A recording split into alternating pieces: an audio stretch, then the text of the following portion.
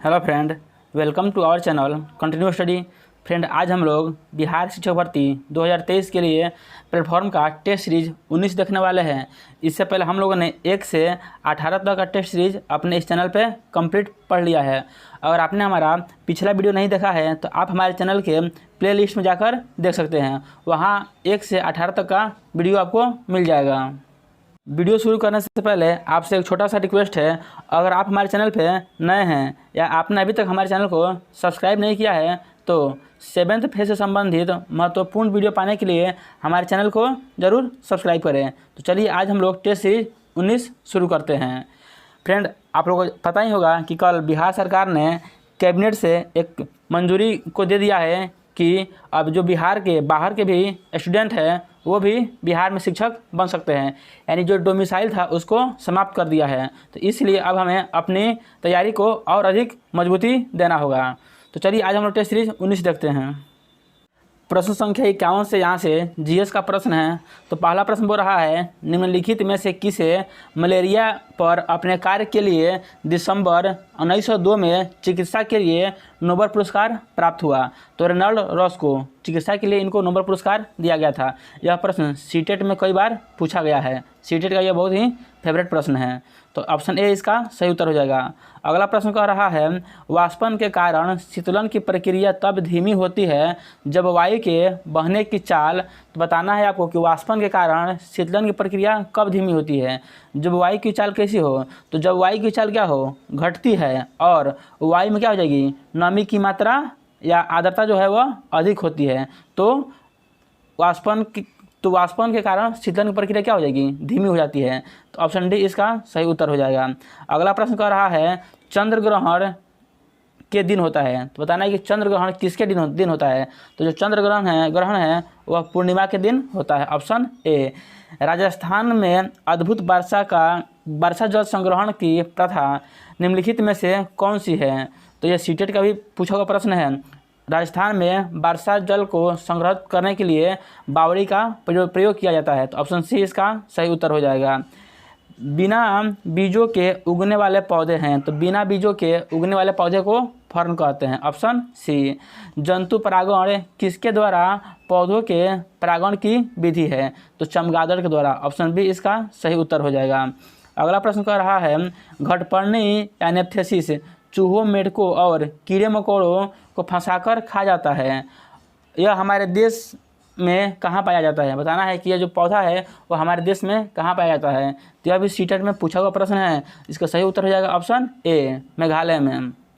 अगला प्रश्न कर रहा है, पृथ्वी गोल है और वह सूर्य की परिक्रमा करती है, अतः जब भारत में मध्याह्न यानी दोपहर होता है तब दिए गए किस देश में मध्य रात्रि होता है? तो इसका सही उत्तर हो जाएगा ऑप्शन सी, अर्जेंटीना। यह भी सीटेट में पूछा हुआ प्रश्न है कि भारत के लोग कहाँ के लोग की अपेक्षा उल्टे होते हैं।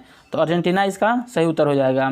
एक अस्थिर स्टैंड पर धागे की सहायता से लटकते हुए छोटी गेंद या धातु के साधारण पेंडुलम को डैश डैश कहा जाता है। तो यहाँ पे साधारण जो पेंडुलम है उसको बॉब कहा जाता है। ऑप्शन बी इसका सही उत्तर हो जाएगा। जब ऑक्सीजन के उपयोग के बिना यानी ऑक्सीजन के बिना भोजन का अपघटन होता है तो किस क्रिया के रूप में जाना जाता है? तो जब ऑक्सीजन के बिना अपघटन होता है तो उसे हम लोग अवायवीय शोषण के नाम से जानते हैं। ऑप्शन सी इसका सही उत्तर हो जाएगा। मानव शरीर और वसा प्रोटीन पृथक्करण बंधन संकुलन और वितरण का कार्य किस स्थान पर होता है? तो यह गोल्जी काय में होता है। Option D. अगला प्रश्न कह रहा है, घर्षण सतहों की चिकनाई पर निर्भर करता है। जो घर्षण है वह सतह की चिकनाई पर निर्भर करता है। घर्षण बल हमारे प्रयुक्त बलों से डैश डैश है। जो घर्षण बल है वह जो प्रयुक्त बल है उसका क्या करता है, विरोध करता है। तो ऑप्शन ए इसका सही उत्तर हो जाएगा। निम्नलिखित में से कौन सा प्राकृतिक गैस का एक प्राथमिक घटक है? तो प्राकृतिक गैस का एक प्राथमिक घटक मीथेन होता है। Option C. किस पिंड की गतिज और स्थितिज ऊर्जा उसकी डैश डैश ऊर्जा की घटक होती है? तो किसी पिंड की गतिज ऊर्जा और स्थितिज ऊर्जा को यांत्रिक ऊर्जा कहते हैं। ऑप्शन सी इसका सही उत्तर हो जाएगा।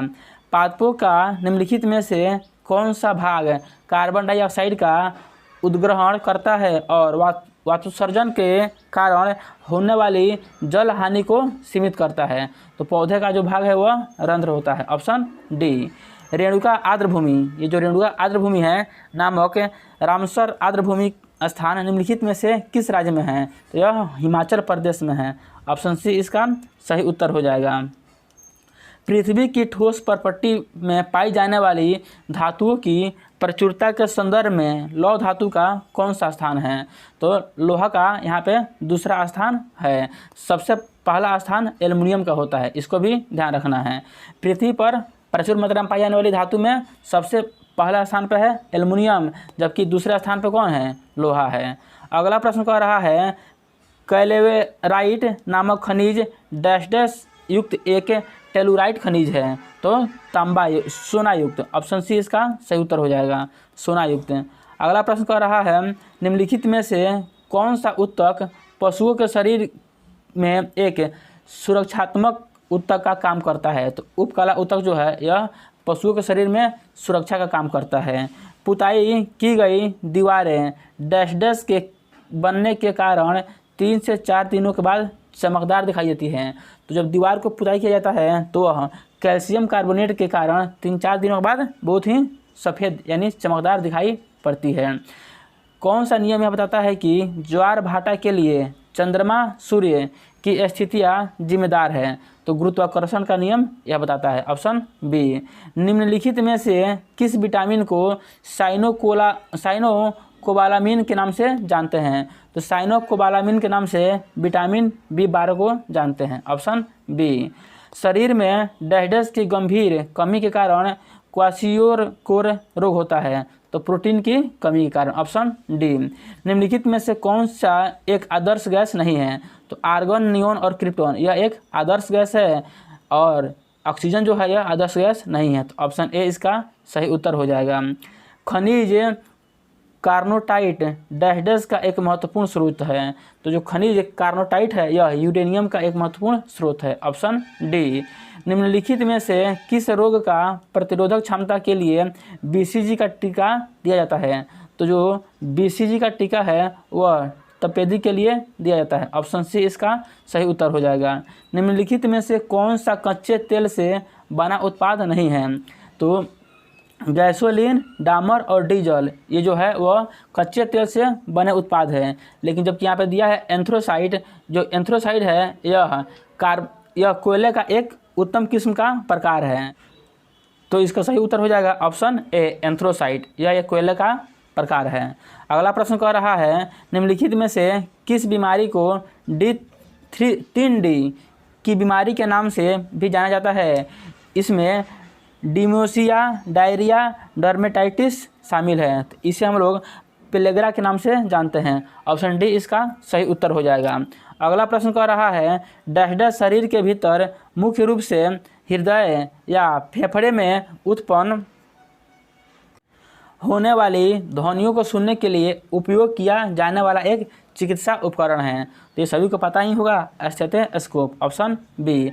उत्सर्जन के लिए सुंडिका ग्रंथि निम्नलिखित में से किस संघ के जीवों में उपस्थित होती है? तो ये जो ग्रंथि है यह मुख्य रूप से हर्मिकार्डेटा में उपस्थित होती है। तो ऑप्शन सी इसका सही उत्तर हो जाएगा।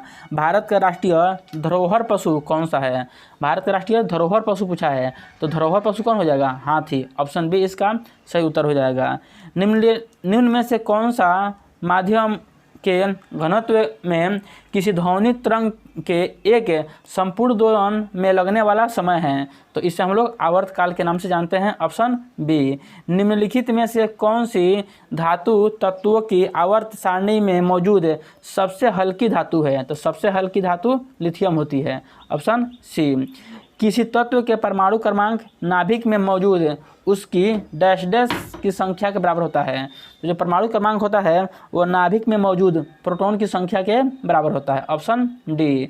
कोशिका सूची कोशिका के सूची विभाजन के पश्चात जनक कोशिका की तुलना में संतति कोशिका में डैश डैश बचते हैं, तो बराबर। ऑप्शन बी इसका सही उत्तर हो जाएगा।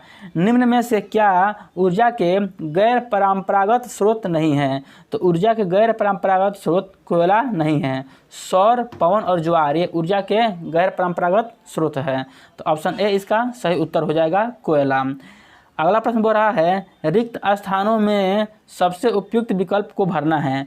वे पौधे जिनमें पौधों के विभिन्न भाग उपस्थित नहीं होते हैं वे डैश डैश समूह से संबंधित हैं। तो वे पौधे जिनमें पौधे के विभिन्न भाग उपस्थित नहीं होते हैं उन्हें हम लोग थैलोफाइटा के नाम से जानते हैं। ऑप्शन बी इसका सही उत्तर हो जाएगा। अगला प्रश्न कर रहा है बल का समीकरण क्या है? तो बल का समीकरण होता है F बराबर m इंटू ए, यानी mass into acceleration. Option C इसका सही उत्तर हो जाएगा। अगला प्रश्न कर रहा है पानी से भरे एक गिलास में रखा गया नींबू गिलास की बगल से देखने पर इसका वास्तविक आकार से बड़ा प्रतीत होता है, इसका कारण क्या है? तो इसका कारण है प्रकाश का अपवर्तन। Option D. निम्नलिखित में से किस से पुलों, लोहों के जंगलों और धातुओं से बनी सभी वस्तुओं को नुकसान पहुंचता है? तो जंग से लोहे के सभी वस्तुओं में नुकसान पहुंचता है, तो ऑप्शन डी इसका सही उत्तर हो जाएगा। निम्नलिखित में से कौन सा राजस्थान का नृत्य है? तो जो घूमर नृत्य है वह राजस्थान का नृत्य है। ऑप्शन ए इसका सही उत्तर हो जाएगा। अगला प्रश्न कह रहा है पृथ्वी के वायुमंडल में अनुमानित रूप से कितने प्रतिशत आर्गन है? तो 0.9% आर्गन पाया जाता है। अगला प्रश्न कह रहा है इसमें आपको ये भी याद रखना है कि नाइट्रोजन जो है वह सबसे अधिक 78%, जबकि ऑक्सीजन 21% पृथ्वी के वायुमंडल में पाया जाता है। और यहाँ पे अभी हमने देखा कि आर्गन 0.9% भी पाया जाता है।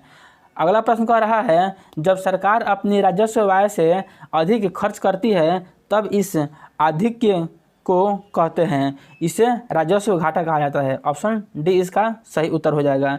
किस योजना में कृषि तथा संबंधित क्षेत्रों के औसत विकास दर सर्वाधिक रही? तो बताना है कि वो कौन सी योजना थी? तो वो योजना 8वीं योजना थी। ऑप्शन सी इसका सही उत्तर हो जाएगा। स्वराज मेरा जन्मसिद्ध अधिकार है और मैं इसे लेकर रहूँगा नारा किसने दिया था? तो बाल गंगाधर तिलक ने। ऑप्शन सी इसका सही उत्तर हो जाएगा। प्लासी के जंग के बाद सिराजुद्दौला को मार दिया गया और डैश डैश को नवाब बनाया गया, मीर जाफर को उसके स्थान पे नवाब बनाया गया। ऑप्शन ए इसका सही उत्तर हो जाएगा। 1919 के महात्मा गांधी ने प्रस्तावित डैश डैश के खिलाफ एक राष्ट्रव्यापी सत्याग्रह आंदोलन चलाने का फैसला किया था, तो रॉलेट एक्ट के खिलाफ। Option B. 16 महाजनपदों के बारे में किस बौद्ध ग्रंथ में जानकारी मिलती है? तो अंगुत्तर निकाय में इसके बारे में जानकारी मिलती है। ऑप्शन ए इसका सही उत्तर हो जाएगा। कागज़ का आविष्कार किस देश में हुआ था? तो कागज़ का आविष्कार चीन में हुआ था। ऑप्शन ए इसका सही उत्तर हो जाएगा। अगला प्रश्न है श्रीलंका को डैश डैश वर्ष में आज़ादी मिली थी? तो श्रीलंका को 1948 में आज़ादी मिली थी। Option B. तुर्की की राजधानी का नाम क्या है? तो तुर्की की जो राजधानी है उसका नाम अंकारा है। Option C. अगला प्रश्न कह रहा है निम्नलिखित में से किसके शासनकाल के दौरान भारत में 1 रुपये का सिक्का यानी टकसालित मिंट किया गया था? तो शेर शाह के शासनकाल में। Option B. अगला प्रश्न कह रहा है ग्रेट लीप फॉरवर्ड अभियान का संबंध निम्नलिखित में से किससे संबंधित है? तो बताना है कि यह किससे है, तो इसका सही उत्तर हो जाएगा ऑप्शन बी। चीन की अर्थव्यवस्था में औद्योगिकरण को बढ़ावा देना। ऑप्शन बी इसका सही उत्तर हो जाएगा। आगे बोल रहा है निम्नोक्त में सही मेल बैठाना है। यहाँ पर सही मेल बैठाकर और इसको कूट में जो दिया है उसे आपको ऑप्शन चुनना है। तो सबसे पहले दिया हुआ यहाँ पे फासिस्टवाद, तो इसका सही मेल हो जाएगा मुसोलिनी से। उसके बाद यह है प्रजातंत्र, तो प्रजातंत्र हो जाएगा आपके लिए वुडरो विल्सन से। उसके बाद यह है नाज़ीवाद, तो नाज़ीवाद हो जाएगा एडोल्फ हिटलर से। और जो अंत में बच गया समाजवाद, तो समाजवाद लेनिन से संबंधित है। तो इसका सही उत्तर हो जाएगा कूट में से देखेंगे तो ऑप्शन सी। अगला प्रश्न कह रहा है ग्राम पंचायत के किसी सदस्य को पद अवधि के प्रथम 2 वर्ष तक तथा कार्यकाल के अंतिम 6 माह के दौरान उन पर अविश्वास प्रस्ताव नहीं लगाया जा सकता है। तो यह मुखिया और उप मुखिया पर ऐसा नहीं किया जा सकता है। तो ऑप्शन सी इसका सही उत्तर हो जाएगा। निम्नलिखित में से किसने कहा था रॉलेट एक्ट एक निवारक हत्या है? तो रॉलेट एक्ट एक निवारक हत्या है, यह एडमिरल सैमुअल मॉन्टेग्यू ने कहा था। ऑप्शन सी इसका सही उत्तर हो जाएगा। प्रसिद्ध पर्वतीय स्टेशन कोडाईकनाल कहाँ स्थित है? तो यह पलानी में स्थित है। ऑप्शन बी इसका सही उत्तर हो जाएगा, पलानी, और यह तमिलनाडु में पलानी पड़ता है। अगला प्रश्न कह रहा है अकबर द्वारा निर्मित पंचमहल डैश डैश में स्थित है? तो अकबर द्वारा निर्मित पंचमहल फतेहपुर सीकरी में स्थित है। कोरोमंडल तट निम्नलिखित में से किन 2 राज्यों की गृह भूमि है? तो कोरोमंडल जो तट है वह बताना है किन 2 राज्यों की गृह भूमि है? तो यह तमिलनाडु और आंध्र प्रदेश की है। ऑप्शन डी इसका सही उत्तर हो जाएगा। निम्नलिखित में से कौन सा एक आसियान देश के संस्थापक सदस्य है? तो आसियान देश का संस्थापक सदस्य मलेशिया है। Option B. अगला प्रश्न कह रहा है निम्नलिखित में से कौन 19वीं शताब्दी के भारत में सामाजिक सुधार आंदोलन के अग्रगामी था? तो भारत में 19वीं शताब्दी में सामाजिक सुधार आंदोलन के अग्रगामी राजा राम मोहन राय थे। इन्होंने ब्रह्म समाज की स्थापना भी की थी, तो इसको ध्यान रखना है। और यही बोलेगा कि भारत में सामाजिक सुधार आंदोलन के आध्यात्मिक अग्रगामी कौन थे? तो विवेकानंद हो जाएंगे, इसको भी याद रखना है। अगला प्रश्न कह रहा है भारतीय प्रेस अधिनियम 1978 के अंतर्गत इंडिया प्रेस काउंसिल की स्थापना की गई, यह गलत है। अगला प्रश्न बोल रहा है इसका कारण दिया है आर, समाचार पत्रों एवं एजेंसी की कार्यप्रणाली में आवश्यक सुधार करना इस संस्था का मुख्य उद्देश्य है। यह जो कारण है वह सही है, तो इसका सही उत्तर हो जाएगा ऑप्शन डी। ए गलत है परंतु आर सही है। अगला प्रश्न कह रहा है तात्या टोपे उन सेना नायकों में से एक थे जिन्होंने भारतीय स्वतंत्रता संग्राम में भाग लिया था। तो जिन्होंने 1857 के भारतीय स्वतंत्रता संग्राम में भाग लिया था। Option A. निम्नलिखित में से किसने भारतीय संविधान को हिंदुओं का निकाय कहकर संबोधित किया है? तो भारतीय संविधान को हिंदुओं का निकाय लॉर्ड विस्काउंट ने कहा है। Option D. अगला प्रश्न कह रहा है एंथुरियम त्यौहार किस राज्य में मनाया जाता है? तो एंथुरियम त्यौहार जो है वह मिजोरम में मनाया जाता है। ऑप्शन बी इसका सही उत्तर हो जाएगा। निम्नलिखित में से कौन सी पहाड़ी मेघालय में नहीं है? तो गारो, खासी और जयंतिया की जो पहाड़ी है वो मेघालय में स्थित है, जबकि जावड़ी की जो पहाड़ी है वो मेघालय में स्थित नहीं है। अगला प्रश्न कह रहा है निम्नलिखित में से कौन सा महासागर दुनिया का तीसरा सबसे बड़ा महासागर है? तो वो हो जाएगा हिंद महासागर। Option B. निम्नलिखित में से कौन सा सकल घरेलू उत्पादन में शामिल होता है? तो सकल घरेलू उत्पादन में यहाँ पे अंतिम वस्तुओं का बिक्री जो है वह शामिल होता है। Option A. स्वतंत्र भारत में देश की प्रथम औद्योगिक नीति की घोषणा किस वर्ष की गई? 1948 में प्रथम औद्योगिक नीति की घोषणा की गई भारत के स्वतंत्र होने के बाद।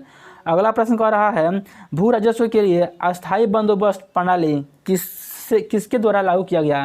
ये बताना है कि अस्थायी बंदोबस्त प्रणाली किससे संबंधित है? तो यह लॉर्ड कॉर्नवालिस से संबंधित है। Option A. 2.5 दिन का झोपड़ा, यह बहुत प्रसिद्ध प्रश्न है, बार बार एग्जाम में पूछा जाता है। 2.5 दिन का झोपड़ा मस्जिद का निर्माण अजमेर में किसके द्वारा करवाया गया था? तो कुतुबुद्दीन ऐबक के द्वारा इसका निर्माण करवाया गया था। Option A. दिल्ली सल्तनत के निम्न शासकों में से किसकी मृत्यु घोड़ा से गिर कर हुई थी? तो कुतुबुद्दीन ऐबक की मृत्यु घोड़े से गिरने के कारण हो गई थी। Option A. भारत बांग्लादेश भूमि सीमा समझौता के संशोधित संस्करण के दोनों देशों द्वारा भारतीय संविधान के किस संशोधन के द्वारा अंगीकृत किया गया है? तो हो जाएगा 100वां संविधान संशोधन 2015 के द्वारा। भारत के बैंकिंग विनिमय अधिनियम कब पारित किया गया? 1949 में। चीन पर शासन करने वाला अंतिम राजवंश कौन सा था और चीन गणराज्य की स्थापना किस वर्ष हुई थी? तो आप ऐसे भी जान सकते हैं चीन गणराज्य की स्थापना 1911 में हुई थी। तो अंतिम राजवंश शासक कौन हो जाएगा? किंग राजवंश। ऑप्शन ए इसका सही उत्तर हो जाएगा। अबू धाबी किस देश की राजधानी है? तो अबू धाबी संयुक्त अरब अमीरात की राजधानी है। ऑप्शन ए इसका सही उत्तर हो जाएगा। अगला प्रश्न कह रहा है भारत के 73वें संशोधन के संदर्भ में निम्नलिखित में से कौन सा कथन सही है? पहला कथन है इसमें पंचायतों को स्वशासन की संस्था स्वीकार किया गया है। यह बिल्कुल सही है कि इसमें पंचायतों को स्वशासन की संस्था स्वीकार किया गया है। दूसरा कथन कह रहा है इसमें शहरी या स्थानीय सरकार को स्वशासन की संस्था स्वीकार किया गया है। यह गलत है। तो इसका सही उत्तर हो जाएगा केवल एक, ऑप्शन सी। बोल रहा है भारत में पहली पंचवर्षीय योजना का आधार क्या था? तो जो भारत में पहली पंचवर्षीय योजना था उसका आधार हो जाएगा आपको Herald Domar model. Option A इसका सही उत्तर हो जाएगा। किस समिति की सिफारिश पर ग्राम पंचायत यानी पंचायतों को संवैधानिक संस्था का दर्जा प्राप्त हुआ? तो सिंधवी समिति। ऑप्शन बी इसका सही उत्तर हो जाएगा। और वहीं आपसे पूछेगा त्रिस्तरीय पंचायत समिति जो है तो उसका उत्तर हो जाएगा बलवंत राय मेहता समिति। इसको भी ध्यान में रखना है। ब्रेल प्रणाली इनमें से किस पर आधारित है? तो यह सीटेट में पूछा हुआ प्रश्न है, बिंदुओं पर आधारित प्रश्न है। इसमें 6 बिंदुओं पर उकेरा जाता है। अगला प्रश्न कह रहा है विश्व बौद्धिक संपदा संगठन का मुख्यालय कहाँ है? तो विश्व बौद्धिक संपदा संगठन का मुख्यालय जेनेवा में है। Option D. भारत की पहली इंजन रहित रेलगाड़ी का नाम क्या है? तो वंदे भारत एक्सप्रेस भारत की पहली इंजन रहित रेलगाड़ी का नाम है। ब्लू माउंटेन पर्वत शिखर भारत के जिस राज्य में है वह है। तो बताना है कि ब्लू माउंटेन पर्वत शिखर भारत के किस राज्य में है? तो यह भारत के मिजोरम राज्य में है। ऑप्शन ए इसका सही उत्तर हो जाएगा। कृषि का काटो और जलाओ प्रतिरूप भारत के किस राज्य प्रदेश में प्रचलित है? तो यह उत्तर पूर्वी भारत में प्रसिद्ध है। ऑप्शन डी इसका सही उत्तर हो जाएगा। और इसे झूम की खेती के नाम से भी जाना जाता है। यह सीटेट में पूछा हुआ प्रश्न यह भी है। निम्नलिखित में से कौन सा युग्म सुमेलित नहीं है? तो बताना ये कौन सा युग्म सुमेलित नहीं है। एक तरफ आपको जलयान निर्माण उद्योग है उसका नाम दिया है और उसका लोकेशन दिया है कि वो कहाँ पे अवस्थित है। तो इसको मैच करना है। बताना है कि इस चारों में से कौन 3 सही और कौन एक गलत है। पहला बोल रहा है गार्डन रिच शिप लिमिटेड, तो यह कोलकाता में दे रहा है, तो यह बिल्कुल सही है। उसके बाद बोल रहा है गोवा शिपयार्ड, यह वास्को डी गामा में है, यह भी सही है। बोल रहा है माझगांव डॉक लिमिटेड, यह गोवा में दिया है, यह सही नहीं है। यह गोवा में नहीं है बल्कि कहाँ पे है? यह मुंबई में हो जाएगा। फिर दिया है 4 में हिंदुस्तान शिपयार्ड लिमिटेड, यह विशाखापट्टनम में है, यह भी सही है। तो इसमें कौन सा सुमेलित नहीं है? ऑप्शन सी जो है वह सुमेलित नहीं है। कानून और स्वतंत्रता में संबंध है क्योंकि वे दोनों क्या है? एक दूसरे के पूरक है। तो ऑप्शन ए इसका सही उत्तर हो जाएगा। अगला प्रश्न कह रहा है आपसे निम्नलिखित में से किसने बंगाल में द्वैध शासन प्रणाली को समाप्त किया? तो बंगाल में जो द्वैध शासन प्रणाली था उसको समाप्त करने का श्रेय वारेन हेस्टिंग्स को जाता है। ऑप्शन बी इसका सही उत्तर हो जाएगा। निम्नलिखित में से किस पुस्तक के लेखक दादा भाई नौरोजी नहीं हैं? तो जो 4 पुस्तक है इसमें से देखना है किस पुस्तक के लेखक दादा भाई नौरोजी नहीं हैं। पहला दे रहा है इंग्लैंड डेब्ट टू इंडिया, इसके जो लेखक है वो दादा भाई नौरोजी है। Poverty and un British rule in India, यह बहुत ही प्रसिद्ध पुस्तक है, इसके भी लेखक दादा भाई नौरोजी है। The wants and means of India, इसके जो लेखक है यह भी दादा भाई नौरोजी है। जो अंतिम में दिया है ऑप्शन डी में इकोनॉमिक हिस्ट्री ऑफ इंडिया, इसके लेखक दादा भाई नौरोजी नहीं है, इसके लेखक रमेश चंद्र दत्त है। तो ऑप्शन डी इसका सही उत्तर हो जाएगा। इकोनॉमिक हिस्ट्री ऑफ इंडिया के लेखक रमेश चंद्र दत्त है, न कि दादा भाई नौरोजी। अगला प्रश्न कह रहा है नचिकेता और अमराजे के मध्य संवाद का वर्णन किस उपनिषद में मिलता है? तो यह काठो उपनिषद में मिलता है। ऑप्शन बी इसका सही उत्तर हो जाएगा। पश्चिमी घाट पर्वत श्रेणी किसका उदाहरण है? तो यह ब्लॉक पर्वत का उदाहरण है। ऑप्शन बी इसका सही उत्तर हो जाएगा। किस वर्ष तक भारत की अर्थव्यवस्था को 26 लाख करोड़ डॉलर की अर्थव्यवस्था बनाने का अनुमान है? तो यह 2047 तक इसका लक्ष्य रखा गया है। अगला प्रश्न कह रहा है वनडे क्रिकेट में दोहरा शतक लगाने वाले सबसे युवा खिलाड़ी जनवरी 2023 में कौन बन गए? तो इनका नाम है शुभमन गिल और यह आईपीएल में गुजरात टाइटंस की तरफ से खेलते हैं। इन्होंने यह कीर्तिमान न्यूजीलैंड के विरुद्ध किया था, तो इसको भी आपको ध्यान रखना है। अगला प्रश्न कह रहा है 24 फरवरी 2023 को प्रधानमंत्री किसान सम्मान निधि योजना को कितने साल हुए? तो इस दिन इस योजना के 4 साल पूरे हो गए, तो ऑप्शन सी इसका सही उत्तर हो जाएगा। किसी भारतीय कंप्यूटर वैज्ञानिक को मार्कोनी पुरस्कार 2023 से सम्मानित किया गया है? तो मार्कोनी पुरस्कार 2023 से सम्मानित होने वाले जो है उनका नाम है भारतीय हरि बालकृष्णन। ऑप्शन डी इसका सही उत्तर हो जाएगा। अगला प्रश्न कह रहा है नागालैंड विधानसभा के लिए चुनी जाने वाली पहली महिला कौन है? तो नागालैंड विधानसभा के लिए चुनी जाने वाली पहली महिला हेकानी जाखलू है। ऑप्शन बी इसका सही उत्तर हो जाएगा, हेकानी जाखलू। अगला प्रश्न कह रहा है स्पोर्ट स्टार एसएस अवार्ड 2023 में sport star of the year महिला किसे चुना गया है? तो मीराबाई चानू। ऑप्शन ए इसका सही उत्तर हो जाएगा। यूनेस्को द्वारा 24 जनवरी 2023 को मनाया जाने वाला अंतर्राष्ट्रीय शिक्षा दिवस को किस देश के लड़कियों और महिलाओं के लिए समर्पित किया गया है? तो इसे अफगानिस्तान के लिए समर्पित किया गया है। Option B. किस टीम ने पुरुष हॉकी विश्व कप 2023 का खिताब जीता है? तो पुरुष हॉकी विश्व कप 2023 का खिताब जीतने वाले टीम का नाम है जर्मनी हॉकी टीम, यानी जर्मनी की टीम ने यह खिताब जीता है। अगला प्रश्न कह रहा है the power of the battle travel and triumph in the election जो पुस्तक है की भूमिका किसने लिखी है?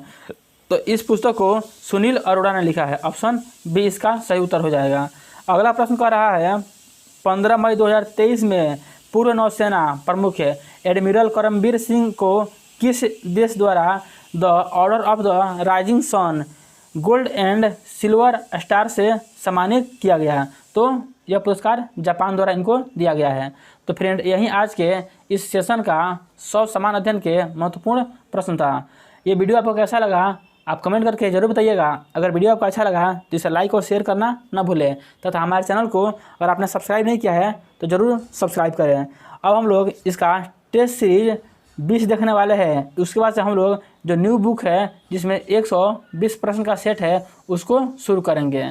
तो एक टेस्ट सीरीज में बचा है टेस्ट सीरीज 20, इसके बाद हम लोग न्यू बुक को पढ़ने वाले हैं। तो चलिए अब हम लोग मिलते हैं इसके टेस्ट सीरीज 20 में। तब तक के लिए जय हिंद।